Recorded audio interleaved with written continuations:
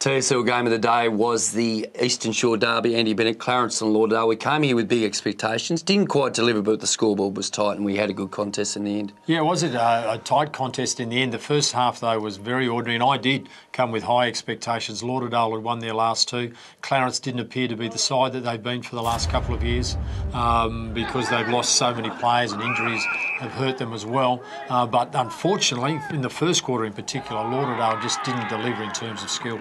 They came with a pretty good forward structure. They start up with big Mitch Williamson back after a year or so off with footy. Had Nick Payne, Jack Boone floating through. Then they just looked pretty settled, Clarence, early. They were just a bit better organised and they certainly made better use of their opportunities. The ball kept going into the forward 50 for Lauderdale, but they could not kick a goal to save themselves, whereas Clarence, because they just used the ball a bit better and they had more targets, had more impact on the scoreboard. We saw Lauderdale's foot skills by hand as well. They were very, very scrappy in the first half, but something changed just towards the end of that second quarter. I reckon this guy here, Jamie Dinnier, had a big part of that. Yeah, it's rare that you see one guy win a game, but you do say it. But today it nearly happened. He had a huge influence. They were really struggling, and then Jamie Dinnier went forward in the third quarter, late in the second quarter, and then in the third quarter, kicked 4 goals in that period, and there was a beauty. That was the goal of the day, and he did that just on sheer guts and willpower, and on the back of that, Lauderdale got themselves back in the game. But guys like this, the captain Nick Payne, just had that edge in class for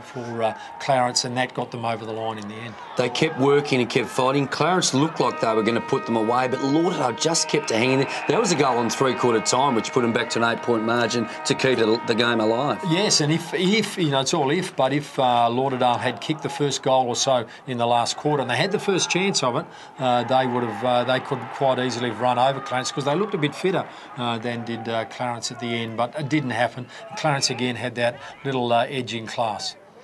Certainly, Lauderdale kept working, but it was the Clarence Roos today at Bellerive. 8 goals, 1967. Very inaccurate kicking from them, as were Lauderdale. 7 goals, 14-56 here at Bellerive. A good, tough win. Not a pretty win of the Clarence Roos, but 4 points nonetheless.